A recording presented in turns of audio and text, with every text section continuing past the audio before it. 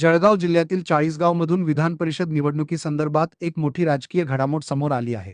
मतदान प्रक्रियेला अवघे काही मिनिटे शिल्लक असताना राष्ट्रवादी काँग्रेस शरद पवार गट प्रणित शहर विकास आघाडीच्या 11 नगरसेवकांसह 2 अपक्ष अशा एकूण 13 नगरसेवकांनी मतदान प्रक्रियेवर बहिष्कार टाकण्याचा निर्णय घेतला आहे।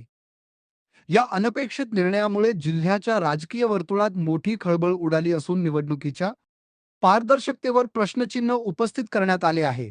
नगरसेवकांनी आरोप केला आहे की विधान परिषद निवडणूक ही लोकशाही मार्गाने न होता मॅनेज करण्यात येत आहे।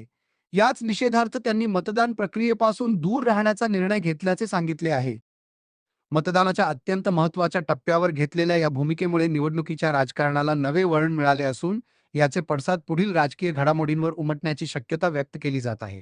आजच्या विधान परिषदेच्या मतदानासंदर्भात लोकनेते अनिलदादा शहर विकास आघाडीचे आम्ही 11 नगरसेवक व आमच्या समवेत 2 अपक्ष नगरसेवक यांनी एकत्रित 13 नगरसेवकांनी असा निर्णय केला की आजच्या मतदान प्रक्रियेत आम्ही सहभागी होणार नाही आणि आजच्या मतदान प्रक्रियेत आमचा मतदानावर बहिष्कार आहे।